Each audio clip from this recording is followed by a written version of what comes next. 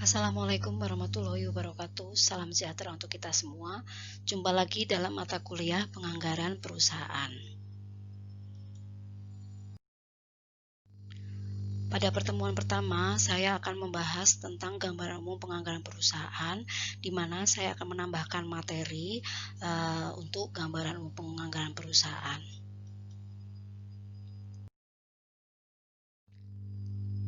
Tambahan materi yang akan saya sampaikan adalah hubungan antara anggaran dan manajemen. Di sini terdiri dari dua yang akan kita bahas, yaitu dari sisi perencanaan dan pengendalian. Perencanaan ialah pengambilan keputusan tentang sasaran dan tujuan yang ingin dicapai, alat kerja dan metode kerja yang digunakan, dan sumber daya manusia yang melakukannya. Bisa kita kategorikan menjadi dua macam, yaitu jangka pendek dan jangka panjang. Untuk jangka pendek ini maksimal hanya 1 tahun, sedangkan untuk jangka panjang lebih dari 1 tahun, pada umumnya adalah 5 tahun. Sedangkan pengendalian ini adalah kegiatan yang bertujuan agar strategi kebijakan, program kerja, dan anggaran bisa dilaksanakan sesuai dengan yang telah ditetapkan. Artinya bahwa diusahakan sekecil mungkin adanya penyimpangan. Jadi kinerja dibanding anggaran, penyimpangan harus sekecil mungkin.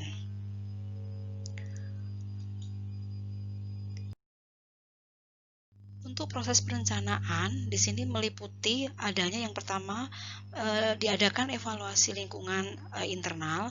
Di sini kita akan mencari kelemahan dan kekuatannya, dan eksternal perusahaan kita akan mencari ancaman dan peluangnya. Yang kedua, memadukan kekuatan internal dan dengan peluang untuk menyusun strategi atau rencana laba jangka panjang dan kebijakan. Sedangkan yang ketiga adalah merinci strategi dalam program kerja atau rencana laba jangka pendek. Dan yang keempat adalah menuangkan rencana laba jangka pendek dalam suatu anggaran laba jangka pendek. Sedangkan untuk pengendalian, di sini kegiatannya meliputi mengukur kinerja dengan program kerja dan anggaran yang melahirkan penyimpangan, analisis penyimpangan dan menumpangkan sebab-sebab terjadinya penyimpangan. Sedangkan yang ketiga adalah mengambil tindakan untuk menghapus sebab-sebab penyimpangan atau mengambil tindakan perbaikan.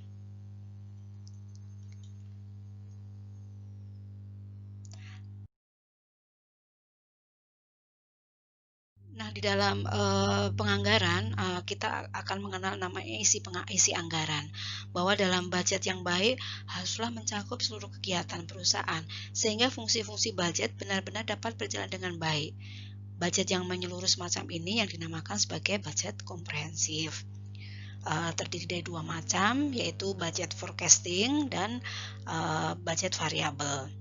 Forecasting budget adalah anggaran yang memuat seluruh taksiran-taksiran, baik taksiran tentang kegiatan perusahaan dalam jangka waktu tertentu yang akan datang, maupun taksiran tentang keadaan keuangan perusahaan dalam suatu tertentu yang akan datang.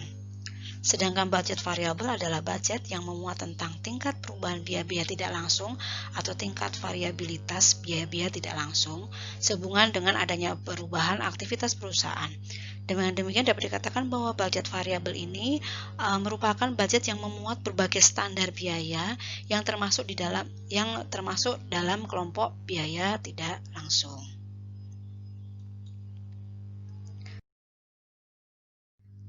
Kemudian kita akan membahas tentang jenis-jenis anggaran, di mana kita akan bagi menjadi 3, yaitu berdasarkan waktu, ruang lingkup, dan fleksibilitas. Berdasarkan waktu ada jangka pendek dan jangka panjang. Untuk jangka pendek, di sini anggaran waktunya paling lama adalah 1 tahun, sedangkan untuk jangka panjang bisa lebih dari 1 tahun, umumnya adalah 5-10 tahun. Yang kedua, berdasarkan luar lingkup ada parsial dan komprehensif. Untuk parsial, di sini anggaran yang ruang lingkupnya terbatas, jadi misalnya anggaran produksi saja atau anggaran penjualan saja.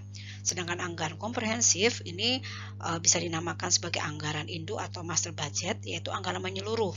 Nah, dalam perusahaan manufaktur, di sini meliputi anggaran penjualan, pemakaian bahan baku, pembelian bahan baku, biaya tenaga kerja langsung, kemudian harga pokok produksi, biaya pemasaran, biaya administrasi, anggaran laba rugi, anggaran kas, dan anggaran neraca.